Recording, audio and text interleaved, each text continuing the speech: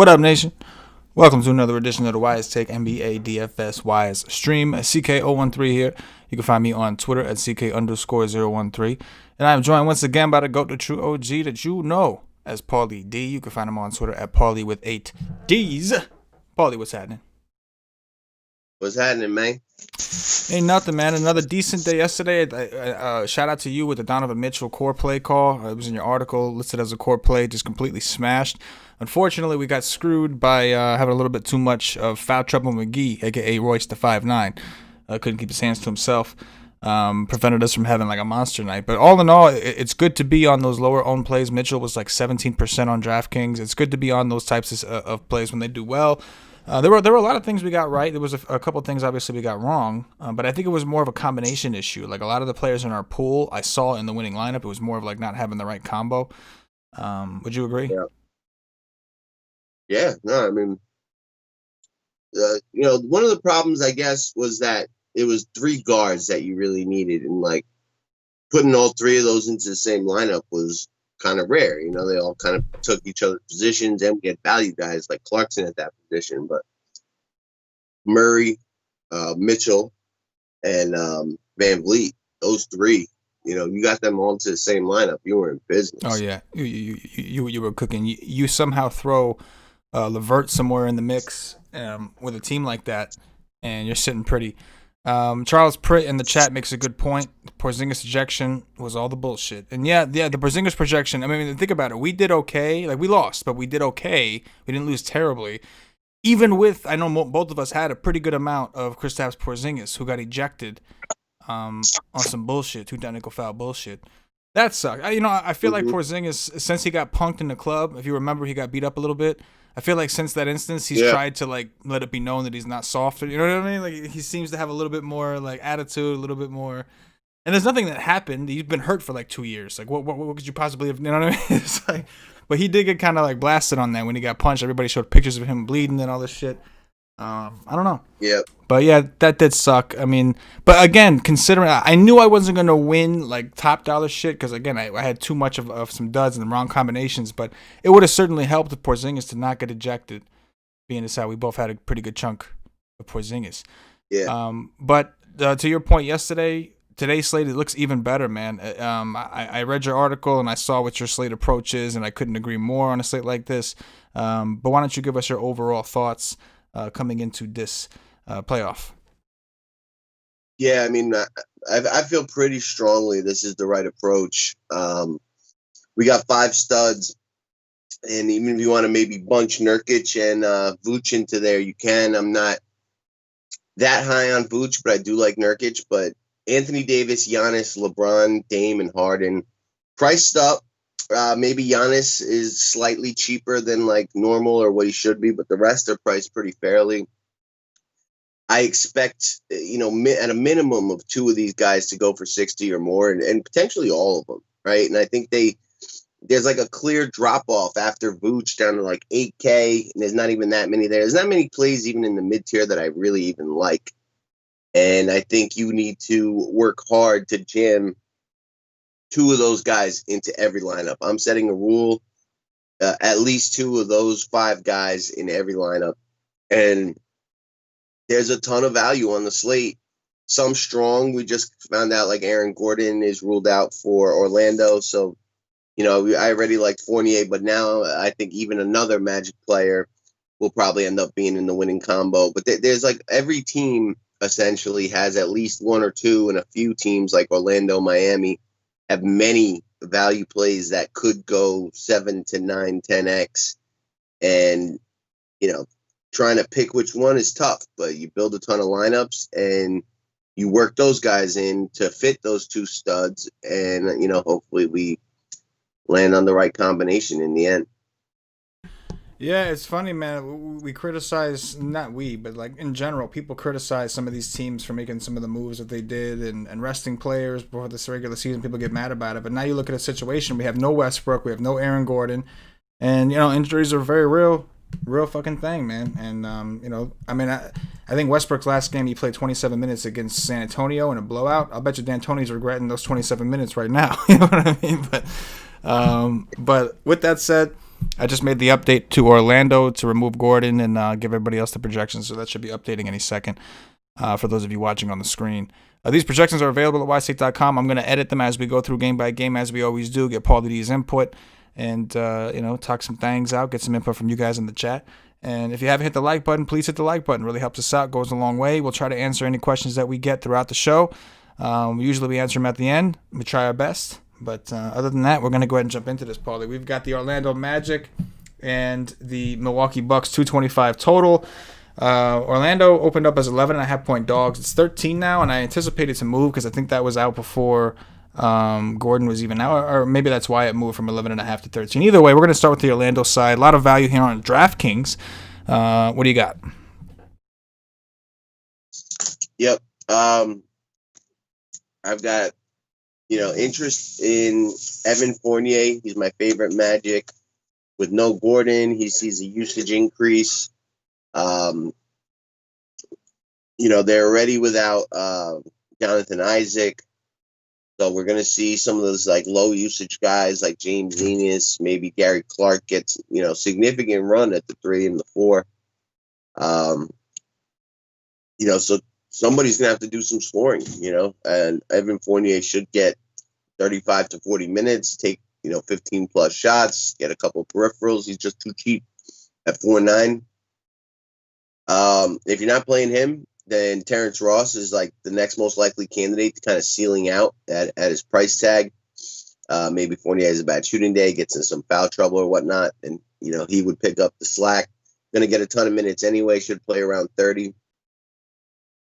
Then you got Fultz who's starting. We've seen in games when other guys were missing where he would have a ton of usage. I think he'll fall behind Ross, Fournier, and Vooch in the pecking order at this point. But I'm not sure. There's a chance that he does, kind of have more of an aggressive game, goes off. DJ Augustine coming off the bench, really cheap. Michael Carter-Williams very ruled out, so we don't have that triumvirate. James Ennis, like I mentioned, should get a ton of minutes. I'm assuming he's going to start for Gordon. It could be Wes Iwundu. Some of these guys are just, athletic defensive bodies to kind of throw at Giannis, Kem Birch. So, Vooch I'm not that into, but he's all right. If he was 78, 8K, I'd be more interested in him. I think he gets you to 50. He doesn't really go above that all that often. That being said, he'll probably be one of the more lower-owned, high-priced guys on the slate, so I would, want to mix him in. So from Orlando, I'll be playing Vooch, Fournier, Ross, Fultz, Augustine, Ennis, and a little bit of Iwundu and Birch. And, I'll have, 40 to 60% of Fournier, 30 to 50 of Ross, Fultz, Augustine, Enos, and Iwundu, probably 15 to 25, and then 10% of Birch and Vooch. Yep, we get value right out the gate here. Milwaukee, a fast-paced team. They are a very good defensive team, and they're not expected to have any limitations with their starters. But these guys have to fill out the game. It's a playoff atmosphere. I think the only way that the value plays here don't come through is in the event that this game gets too out of hand and they just didn't get the minutes we thought they were going to get, which is certainly a possibility. But in the meantime, I think the odds and the prices and the projections all tell us that we have to be aggressive with some of these guys. So Evan Fournier, I completely agree. On both on FanDuel and DraftKings, but DraftKings more so, shooting guard 4,900. I agree with you on the guard situation as well with Fultz and Augustine. Fultz on DraftKings just seems too cheap, especially in the starting role at 4,200. It's a catch-22 because on the one hand, if he's on the second unit, you're thinking that's better for usage. On the other hand, now that he's starting, you're assuming he'll close as well. So it's kind of like a neutral thing. You're gonna do what you do with him. But I think on FanDuel, I'm not as excited at 5.5. On DraftKings is where I'm into him a little bit more. And I want to have Augustine, you want to have one of those guys with Michael Carter-Williams out. They have to fill the minutes. I'm sure they have some bench dude they could just throw out there if it's really garbage time. But you would think that if the game's close enough for long enough that one of those two guys is going to hit value. So I will have some Augustine as well in teams that don't have Fultz. And then James Enos, like you said, we're gonna try to go mega stars and scrubs. We're gonna try to get two studs in as many teams as we can, and we're gonna need guys like James Ennis along the way who are extremely cheap at 3,400. Not a big usage player, but we're hoping that he just is on the court long enough to kind of fall into some peripherals. I do think he'll play more than Gary Clark. I think that he'll slide him down to the 4 at times, so that's why I prefer him. But like you said, Paulie, working in all those guys is definitely ideal if you have enough teams to do it. But I'm with you, man. Same thing with Vooch. I like Vooch. I don't mind Vooch. On FanDuel, he's 7,900.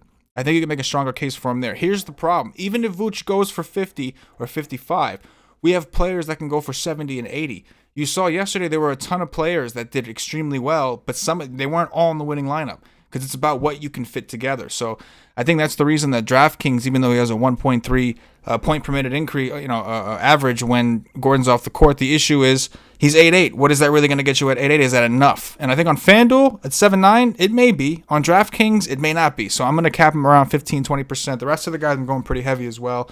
With that said, what about the Bucks side? Yeah, there's a couple pieces I like on the Bucks. Nowhere near as many guys as Orlando. Giannis, obviously, he's part of that 5. And I was just thinking in my head how I want to rank those 5. We'll do that at the end, but I think that's an important question. But he's done great against Orlando in his last 5-6 times seeing him. They really just have nothing for him. I'm sure he wants to get this series over with. He doesn't want to run into any hiccups. He's just going to kind of, do what he does. Very hard to see him not getting to at least 5x and probably a bit more. Middleton's price is intriguing. Just not really fitting the builds that I'm going to do today, but I'll allow up to 10 or 15% of him. Bledsoe has actually played really well against Orlando. We haven't seen much of him. He could be a sneaky value play today because he's not cheap enough, in the 4Ks where people are going to be jumping out to play him. We haven't seen a ton of him, so he doesn't have any, recency bias, positive games that people are going to gravitate towards. And if Orlando does keep it close, just by being on the court for 35, 40 minutes, I think he kind of gets you there at that cheap price tag. Same kind of goes for Brook Lopez. He's had a 6-block game against Orlando. I expect him to play quite a bit. No Ursa Ilyasova, steal minutes. And then George Hill at 3.7, one of those questionable value plays that I want to get some ownership to. And maybe 5% of Pat Connaughton and Wilson. Just in case maybe they blow it out, and the starters don't even play the fourth quarter because they're winning by so much. And one of those sneaky kind of players gets you up there really cheap and really low ownership. And my entire player pool is only 40 players, so I don't mind having, a couple 5% guys like Connaughton and Wilson that I'm not very confident in, but you never know. And that one difference piece that gets you that, 10x can really be all the difference today. So, I'm willing to sacrifice 1, 2, 3 teams on some of these guys just in case, because that's why we build a ton of teams. Yeah, I completely agree. Giannis is hard to pass up on DraftKings at 10.5. I do think he's underpriced. There is a world where this game does get ugly and he's just not required to play the maximum minutes. That's how Milwaukee does it. Playoffs or not, if they don't have to, they won't. So I'm a little reluctant. Plus, we have so many studs, and I am concerned that because of Giannis's price on DraftKings, that he will end up being one of the more popular options outside of Harden. With that said, I got my eyes on guys like Dame today. I got my eyes on the LeBron ADs and those other guys that I think will get lower owned and maybe better games. So I'm with you. Even though I'm tempted, and Giannis projects out over 6x for us on DraftKings, which I think is accurate, but. Again, I'm looking for the 70s and 80s, and this game I don't anticipate being as competitive as some of the other games. So because of that, I'll probably cap Giannis somewhere 20 to 30%, which is it doesn't sound like a lot, but it is when you consider you're trying to split 100% between only between 5 or 6 fucking studs we have today. So. Right, so that's where I'll go with him. I think Middleton's kind of interesting. I do think that some of that mid-tier can end up going overlooked, but everybody focusing on the studs. So I want some of it. But Bledsoe is the next best guy. I would agree because he's cheap, man. They just said he's not on any kind of minute restriction. We know that point guards have done well against Orlando. I prefer it to be against Augustine rather than Fultz, but we don't necessarily know that that's going to be how it goes. Fultz has been limited for a lot of the bubbles, so I'm cool with grabbing some shares of Bledsoe. And then I guess Brolo is a guy, it's just your ceiling is what you're concerned about, because we're no longer just looking for guys to hit 6x, right? You're looking for, like, what's the highest amount of points this guy can fucking get me. And with everybody healthy for Milwaukee, it's hard to envision his ceiling not being at like 35, 36.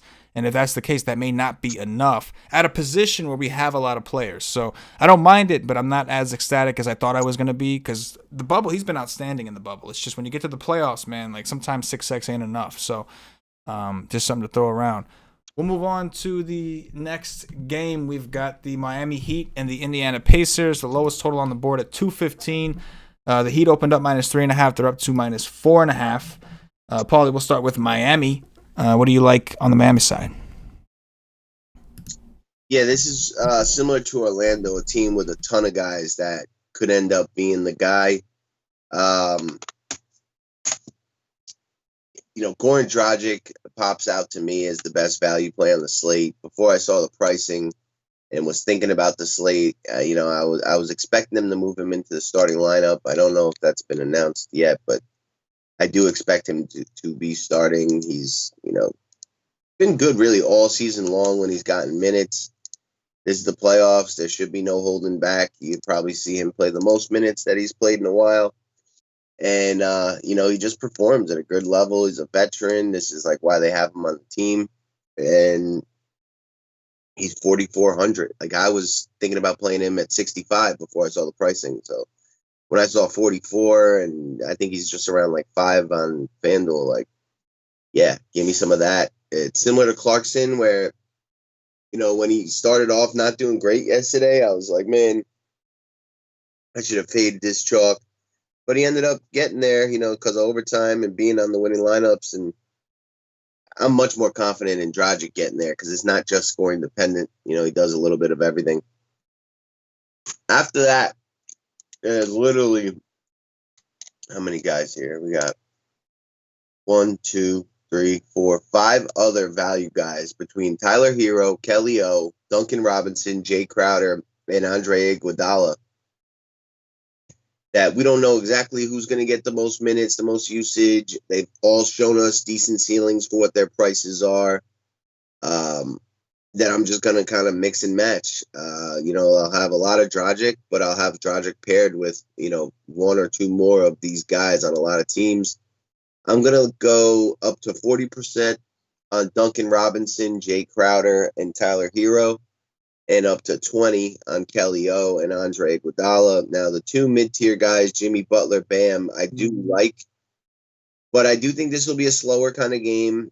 And, I don't know. I think they got to get you that 60-plus, like Donovan Mitchell yesterday, to really need them, where, I don't know if either one of them gets there, or if they get high enough to match what I'm expecting Dame and Harden and LeBron to do today. So I'm just capping those guys at 20% because I want to force, I'm not going to be able to get much of them with the builds I'm doing, but B, I'm just, I like the studs a lot more. Yeah, I think it makes a lot of sense. It's hard to tell anyone not to play a ton of Dragic on FanDuel. I agree on DraftKings. On FanDuel, I agree that the 5.7 is still a good price. We expect him to start. We expect him to play more minutes than usual. But on DraftKings at 4.4, it just seems kind of ridiculous to not have a shit ton of him. And like you said, if we were willing to do it with Clarkson yesterday, who we knew was coming off the bench, who we knew was very shooting and scoring dependent, then why wouldn't you be interested in Dragic, who's expected to start and in a game that, it's going to be slow, but you expect to be competitive. So he's like the no-brainer. After that, I'm with you on the Butler-Bam situation. I want some. I just don't want a ton. I do think that with Dragic there, that is a little bit of a knock towards Butler. They don't necessarily need him to run the offense. Like when Kendrick Nunn's in there, he's not always running the offense. A lot of the time, Butler's the one running it. With Dragic in there, he will run the offense. So I'll have some Butler, especially because we like to attack anyone that TJ Warren may guard. So I'm 100% cool grabbing some Butler, but I agree I'm going to have higher exposures to guys in other games. Dragic will be the player I have the most of outside of working in some of these value plays. Because like any one of them, Duncan Robinson, it could be his day. If somebody's struggling, any one of these guys, Kelly Olynyk, like you said, it could be his day. We know that they have a lot of shooters. Tyler Hero off the bench. He's going to have all the usage to himself on that bench as far as jump shots go. The problem is in playoffs, the second unit is the sixth man is one thing. The full second unit is hard to rely on because sometimes coaches will play guys 40 fucking minutes. So nothing more than just getting some exposure and just moving it around, getting milky with it. What about the Pacers side, Paulie? Is there anything on the Pacers side that stands out to you? Not a ton. I will force in a couple shares of TJ Warren. We've seen him break a couple slates since the bubble, but he has been dealing with an injury, and this is just a really tough matchup against Miami. At his price, it's just hard to envision him really getting there, but that's what Mitchell was priced yesterday, similar kind of role. I'll have a few just in case because he's shown us he can do it. Brogdon, I think I'll have a couple shares of. Oladipo. The value pieces don't intrigue me that much, like Justin Holiday, TJ McConnell, Doug McDermott. These guys are going to play minutes. So I'm like, I got 5% McDermott, 10% McConnell, 10% Justin Holiday. And then Aaron Holiday has the highest ceiling, but it's tricky to see the path to him going for like 30 or more. I think it'd be more of a blowout where they're just leaving him on the court in the end to get some playoff run experience. I don't think it's in a close game with Depot, Brogdon, and Warren all there, but he definitely has the highest ceiling of those value plays. So I'm allowing up to 20 of him, but I only got him projected for like 5.5x, so I'm not gonna get a ton of him anyway. I doubt I get that 20, but I'm not that into the Indiana side very much at all. I agree. There's just not much to like. The pricing doesn't really fit with the expectation. On FanDuel, there's some cases you could make because we don't have the same value that we had on some of those other teams we addressed. Some guys are a little more expensive. So then guys like Aaron Holiday at 4-1 on that site are a little more attractive. But all in all, even TJ Warren, 7.5 is still ugly. It's not as bad as 8K. Still, I'm just not crazy about it. I think Brogdon is probably the one that I would feel the most confident in, but even him, I don't feel a ton of confidence in. Oladipo might be the guy. He played 37 minutes in the last game he played, so I think that was their way of saying, like, all right, let's see how this goes if we play this guy the whole game. So he may play the whole game, because in reality, I think he'll be the one that they asked to guard Butler. When Warren's getting sauced up. We saw what Michael Porter Jr. in the Denver game yesterday. As good as he was doing offensively, he was a defensive liability. Mitchell was just going, they were just setting up to put Porter on Mitchell, and they were just going right after Porter and just destroying him, which led to Porter not closing the game because he was just getting sauced up so bad. So those scenarios do exist. And in the regular season, they might let it happen for the full game. In the playoffs, every game matters that much more. They're not going to let that shit slide. They're going to try to make an adjustment. Obviously, they were unsuccessful against Mitchell yesterday, but they tried to make an adjustment. We'll move on to the next game. We've got the Oklahoma City Thunder and the Houston Rockets. We have a 224.5 total. OKC opened up -1.5. They're still favored by 1 in this matchup. We know there's no Westbrook on the other side. Paulie, talk to me about the Oklahoma City Thunder first. Yeah, interesting game. All the narratives here. Unfortunately, Westbrook is out. OKC, I do like Chris Paul, one of my favorite mid-tier kind of plays. A lot of these guys I do like on FanDuel actually a bit more. I think a game stack of this game works better on that site. Both Houston and OKC guys are priced up a little bit, as compared to other teams. Like, why, like Dennis Schroeder's 6'1", but Dragic is 4'4". Like, I don't get it, But I do like Chris Paul. He's like a mid-tier play that I will make sure to get a little bit of. I just think he's a little too cheap and going to go for like 50 DraftKings points. He's probably the guy I'm most scared of being underweight on, like with this build. Like guys like him that if they do go for 55, 60 DraftKings points could kind of beat my strategy today. I guess Shai Gilgeous is another guy that could go for 45 or something like that at 6'9" and be that kind of guy as well. Gallinari's got great history against Houston. He's probably going to get a ton of minutes. They baby him all season long. Maybe now, he plays that 36 to 40 minutes. But Schroeder's back. They're balanced again. This kid Basley, He's one of those questionable value plays. I think he earned the minutes.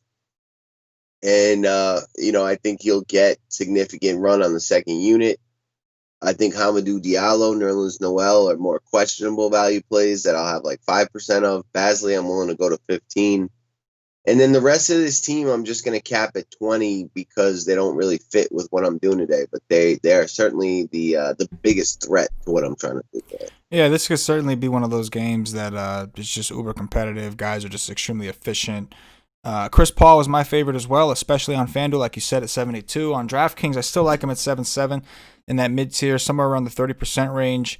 Shai Gilgeous, I'll maybe 20%, but I don't plan on having a ton of him. And like you said, I'm a little worried about him because he's the guy they'll just leave him on the court for 42 minutes and not think twice. So he could fall, even if he's sucking in the beginning, he could just fall into it at the end.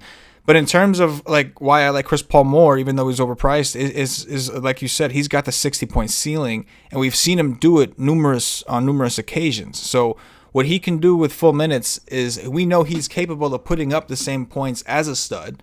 He's just not priced that way. So he's a guy I want to get some of because, like you said, they can really throw a wrench in builds that we're trying to get. The other guy for me is Danilo Gallinari. He should be playing some 4. Maybe even play a little bit of 5 if Houston forces him too small. They do have Noel, so it's unlikely, but it's possible. And he's done really well against Houston. He's been a matchup issue for Houston. So he is a big guy. He's like 6'10", 6'11". So I don't love it. Just a guy to get like 20-30% of in case it's a mid-tier. Because if I have a team with Paul and him, then it's going to force my build a little bit more balanced. So at least I'll have a couple of those balanced builds out there just in case. But I'm with you. The rest of the guys, no more than 20 or so. They just don't really fit what we're trying to get done. What about the Houston side? Harden, I anticipate to be the most popular stud. We're all trained with no Westbrook or no Chris Paul last year. You go to Harden. And we're in that situation again with Harden. Ironically, this is the one team that Harden this year didn't do as well against as you would have thought. But both of these teams are a little bit different at this point in the season. Harden is 11-7 on DraftKings, 11-5 on FanDuel. Paulie, what are you doing with James Harden and company? I mean, I'm playing the shit out of James Harden. With no Westbrook, a playoff game, he could take 40 shots today, and he's going to be involved in every scoring play that they have, whether it's an assist or him scoring or him at the free throw line. Very few plays will he not have his hand in, and he'll probably play almost the whole game. Maybe he'll take off a couple minutes at the end of the first into the second, and that'll probably be it if it's a close game. So, he's the most expensive stud, but for good reason. I think he goes for 70 plus, unless they get smoked. And I think the reason he didn't do well against them was he was kind of letting Russ, get his revenge and have his big games against them. It didn't mean as much to him anymore. The rest of the team is pricey, just like OKC. As we're talking this out, of the 40 teams, I'll probably just force in like 4 or 5 just game stacks of this, take off the other restrictions I have, and build 4 or 5 teams, forcing like 4 to 6 man stacks from this game, just so I have that build in case this game goes to like double overtime or whatever.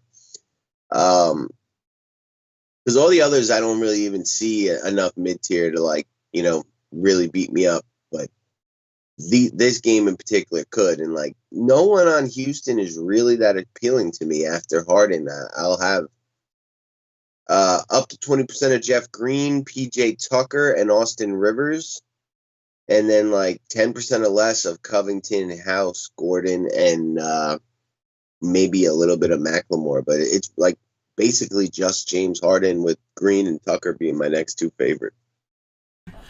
Yeah, man, I think Harden absolutely definitely the optimal play, and a guy I just don't want to get beat by him. Of all people, I don't want to get beat because I didn't have enough James Harden. That's just the worst fucking feeling for a guy that's gone for probably 80 fantasy points more than anyone else in these situations. Covington's kind of interesting. I think he's too expensive, but I do think that we got to remember D'Antoni is more like Tibbs. He's going to play his guys as much as he can. We could see Covington play 42 minutes today. If he did it during the regular season, You better believe he was willing to play his guys in the fucking playoffs. So I do think there's some merit to him. I won't have nearly as much as Harden. Well, what are you looking at Harden today? 60%?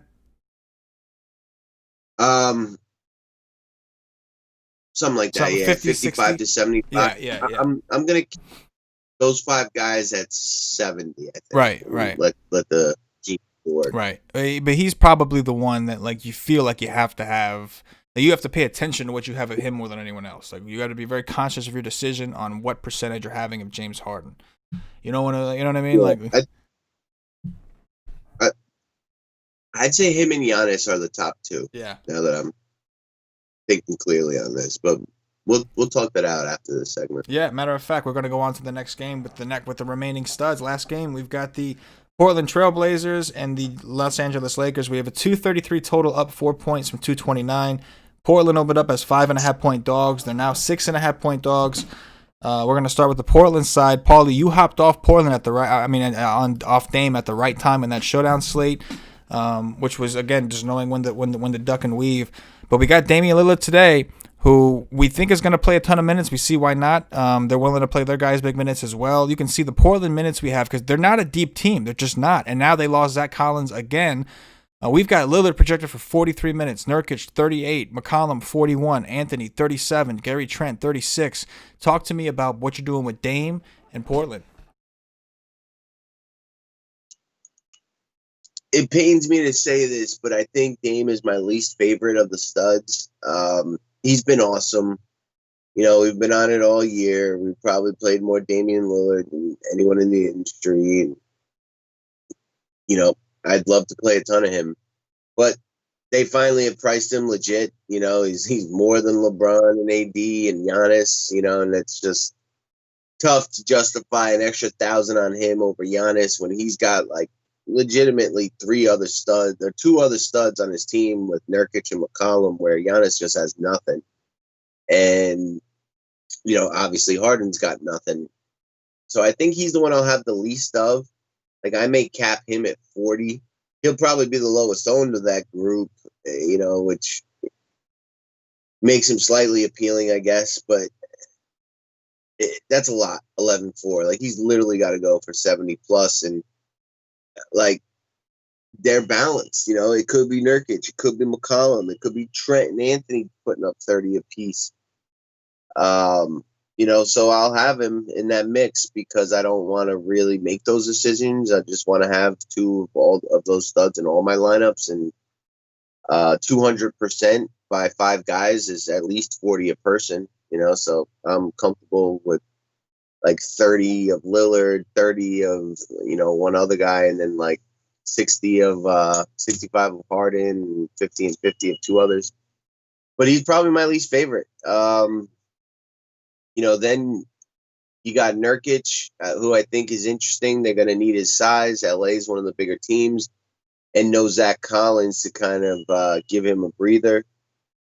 CJ McCollum, you know, is dealing with a little bit of an injury, but it hasn't seemed to affect him. You know, he just doesn't really fit with what I'm doing. I'm not going to get much. He's another guy that could burn me if he goes off, and Dame, you know, they double team Dame, so McCollum goes crazy. For a little while. Carmelo, I'll get a little bit of ownership too. Gary Trent a little bit. You know, they're kind of just priced out of my range. But Hassan Whiteside, I think, has the potential to just absolutely smash today. You know, there's no Collins, so he should, you know, they already announced Gabriel's going to start, but I don't know how many minutes they're going to give that guy. They may close with Whiteside and Nurk, depending how good the Lakers are doing with size. They did that the first few games of the bubble. They looked really good. And I personally think they were doing that in preparation for this particular series. The Lakers are the only other team that's really got a lot of size. And I think there's a chance we see 30 minutes of Whiteside if he doesn't get into foul trouble, or say Nurkic does get into foul trouble and he's got to pick that up. And we've seen Nurkic get into foul trouble a couple times this bubble. So a lot of potential, but also he could play 14 minutes, get himself into foul trouble on AD and bust. So I'm going to play about 40% of them. I'm willing to lose 40% of my teams if he does bust, but I just think you know, you run this slate 100 times, like 60 or 70, he's crushing his value. And I don't think he's going to be that popular, but I haven't looked at anything ownership-wise. You can tell me if I'm wrong. And then I'll get like 10% of Hanzonia and Wenyen Gabriel. He is going to start this kid 3,200. People probably not going to play him. He has had some big games in summer league and whatnot. I'd be really surprised if he got a lot of minutes or even did much. But again, there's 2 or 3 of these guys that aren't going to be that popular that are going to absolutely smash today, and they're just as good at candidates as anyone else. So have some.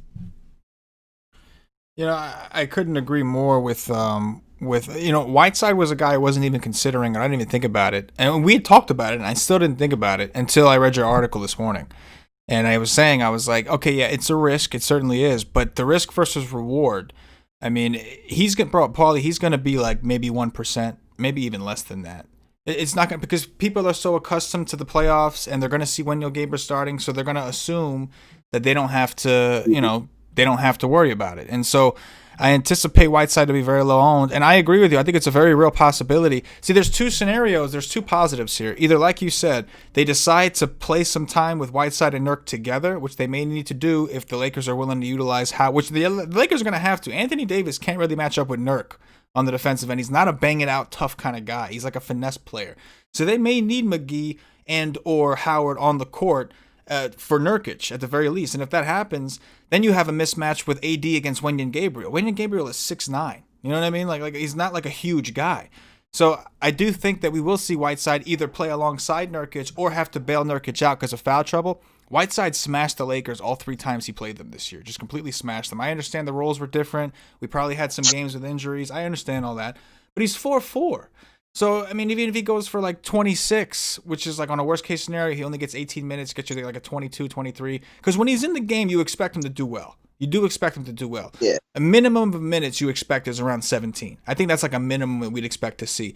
So, is ballsy going heavy? I'm going around 30%.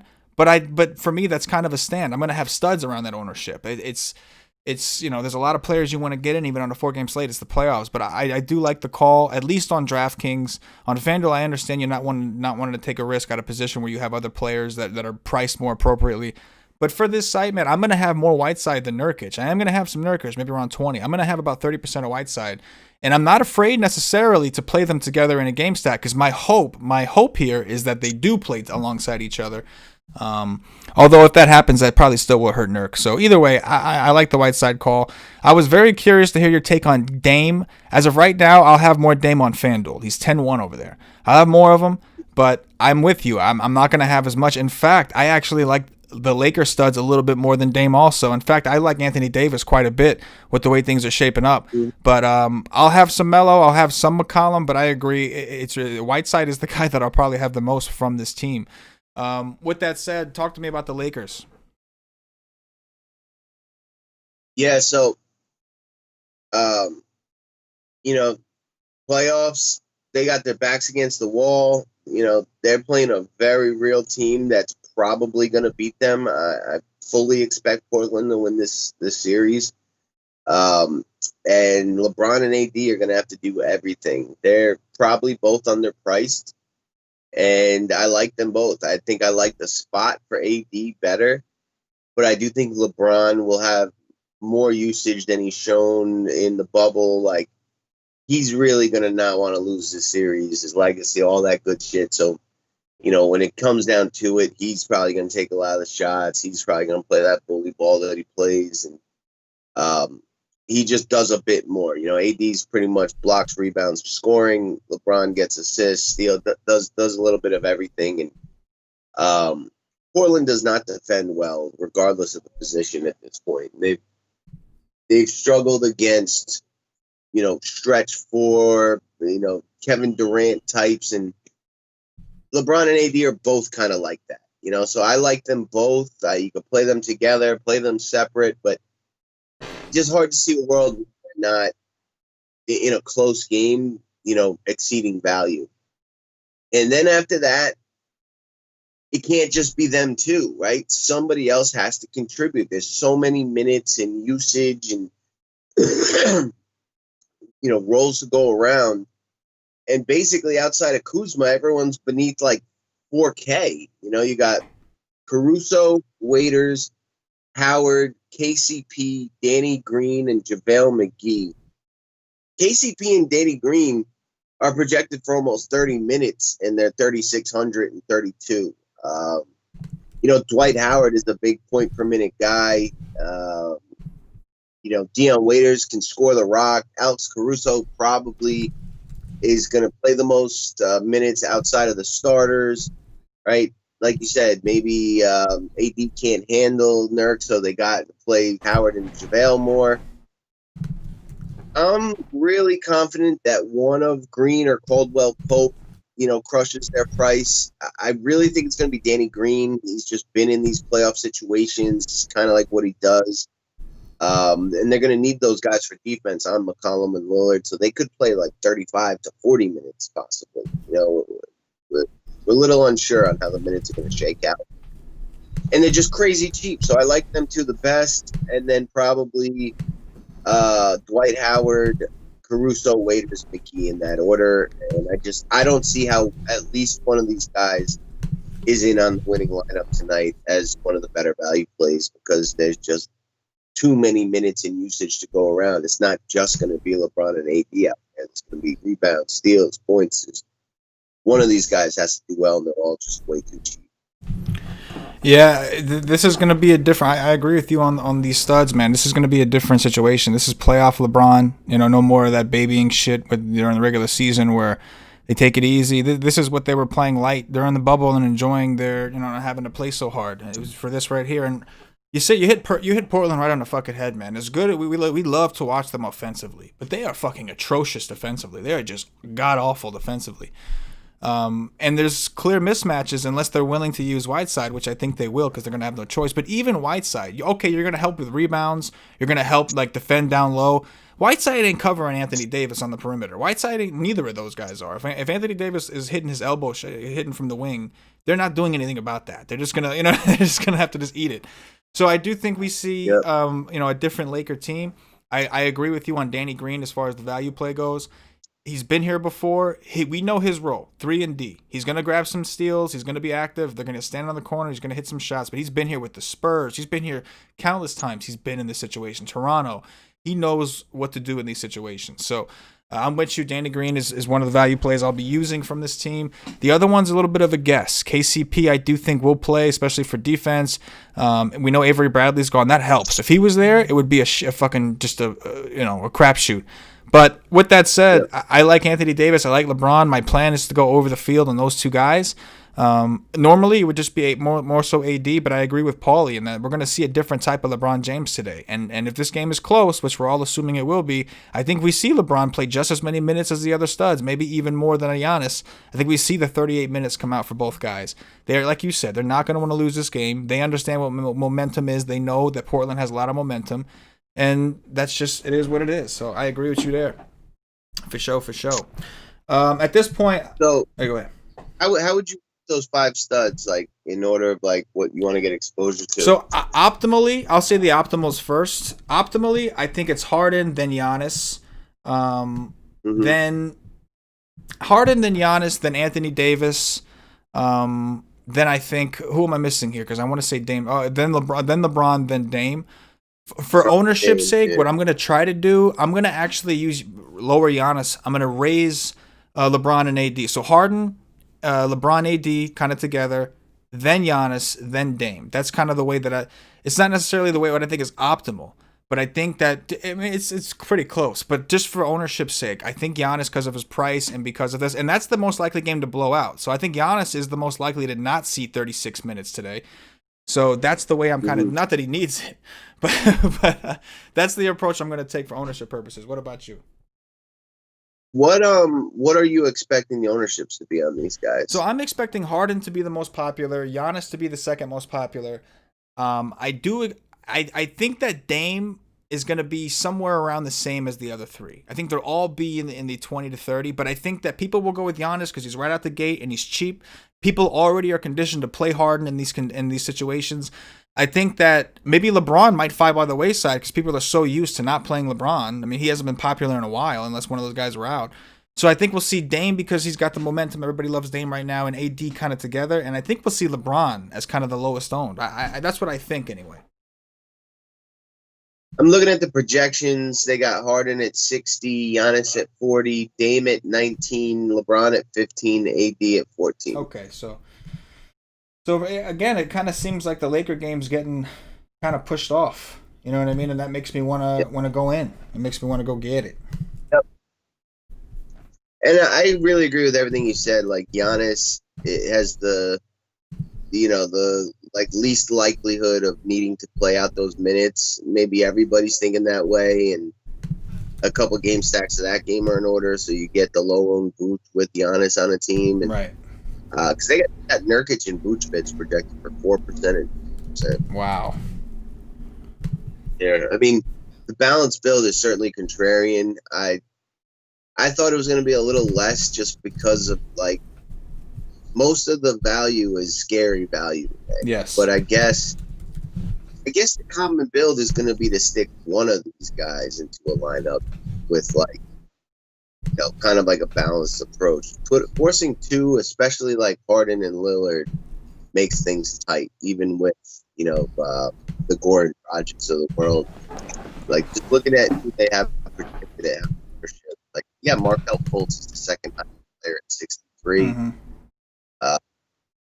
Robert Covington is like the sixth at 37. Malcolm Brogdon, Jimmy Butler. So, like, I think the common build is going to be that one stud and a balanced lineup out. And hopefully our two stud approach kind of wins out for us today. Yeah. And take shots on that riskier value like Hassan Whiteside and company. Yeah, man. That's I mean, I hate to say it, but I think we're both going to be living and dying by Whiteside today. Because again, everything else we like, it's not like we're being sneaky here, right? Like we can shift the ownerships on the studs all we want. They're going to be owned. Like there's not going to be one of these studs coming in at 5%. So we could be shifty. We're going to have to think outside the box to get a little crafty, especially because the other value plays we like Dragic and these guys, are going to be massively owned. So, you got to get creative, figure out, ways to do the dirty so the dirty's not done to you. It's just all day.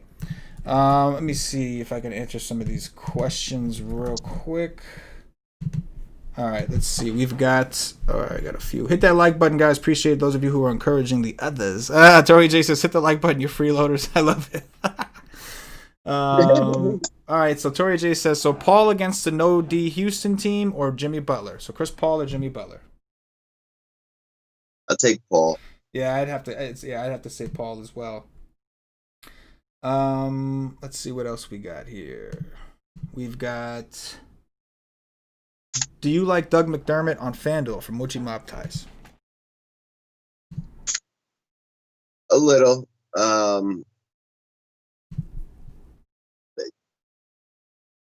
FanDuel, you can almost get three studs comfortably, and like he's like on the lower end of the high upside value plays that you're looking at over there.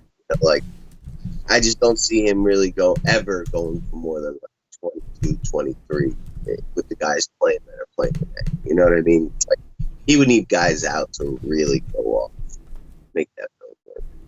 Yeah, I agree. Fultz or Augustine on DraftKings?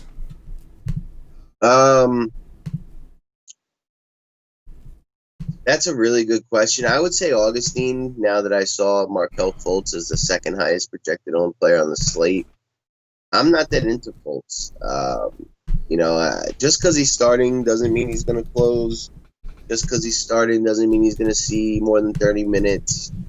And, like, when he's on the court with all these other guys, they are missing a few. Like, I don't think he's going to be, like, dominating the usage, and I think like Augustine could, if his shot is hot. Like we've seen him take 10 to 15 shots in a game.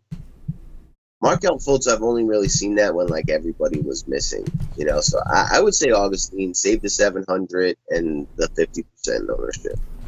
Yeah, I don't disagree with that. Let's see what else we got. Best value plays for DraftKings in the 3 to 5K range. I mean, Dragic's got to be number one on that list. Yeah, Dragic, Fournier, Terence Ross, Hassan Whiteside. I like Danny Green. I like what else is out there? Some guys on Miami like Iguodala, Jay Crowder, Kelly Olynyk, Tyler Hero, but Dragic and Fournier and Hassan are my top three. Digging it. Let's see what else we got here. Best shooting guard play on FanDuel. Is it Harden? Yeah. It's hard not to just go with Harden on that one. Although I will say, if there was a site where Harden wasn't worth as much, obviously it is FanDuel. With that said, we'll move on to the next question. But if you're looking at the range, he's far and above the best option. Fournier or Melo on FanDuel? It's got to be Fournier, right? At least optimally. Yeah. The optimal answer. For sure. Yeah.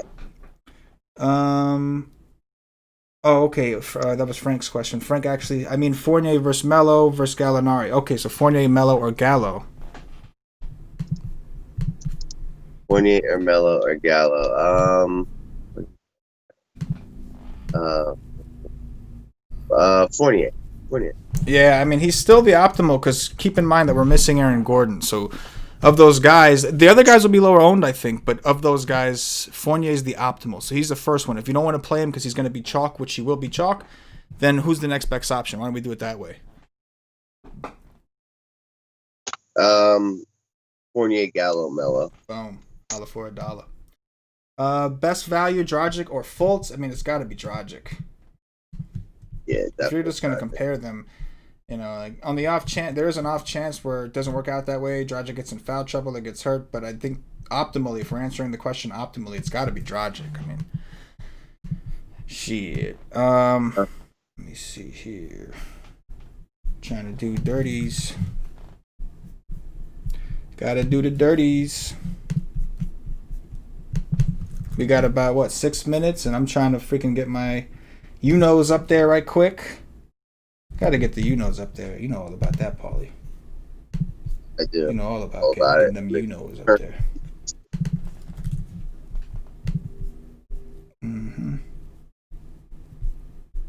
Well, I'm just gonna let this one rock because I'm not trying to sit here with my hands. Ennis, House, or Waiters from Javier?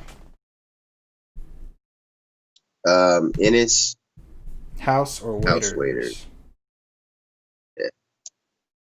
Ennis. Yeah, I agree. I think just simply because of minutes. Like he's in an increased role. We expect him to get more minutes. Power forward on DraftKings, by the way, is definitely a lot more of a shit show. I mean on FanDuel. I'm sorry, on FanDuel. You start to kind of understand like it's pretty ugly over there. So Anthony Davis ownership might be a little higher over there just because of the lack of options that people got to work with. You got Nurkic and Bam at power forward on FanDuel? I'm checking. Bam you have. Nurkic you do not. Nurkic is only power forward eligible on DraftKings. Oh, okay. Yeah, so I definitely get it. 4,500 or under FanDuel for GPP.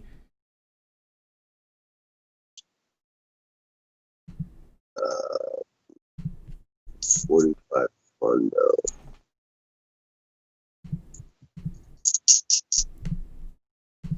Let me see right quick, like who's in my squid on.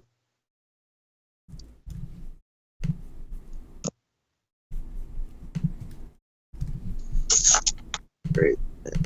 Oh, Jay Crowder. Jay Crowder. Yeah, I like that. I like the Crowder call. That's a good one. Let's see what else we got. Optimal medicine time from MG. Whenever I get it in, bro. Whenever I can get it in. Dragic or Bledsoe on FanDuel?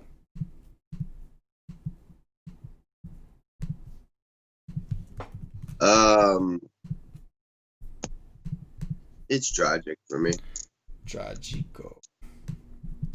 Yeah, it's hard not to say Dragic. Although I'll say this though, if you for whatever reason, if you're playing both sites, I don't mind getting more Bledsoe on FanDuel because there's less incentive. Like Dragic is a good play, but he's a better play obviously on DraftKings. So that you have him heavy. I mean, I got him real heavy on one site, and then maybe not as heavy on the other. Maybe go heavier on Bledsoe on that one. I see that logic, but if I'm only playing If that doesn't matter and it's just one thing, then yeah, I would have to say Dragic.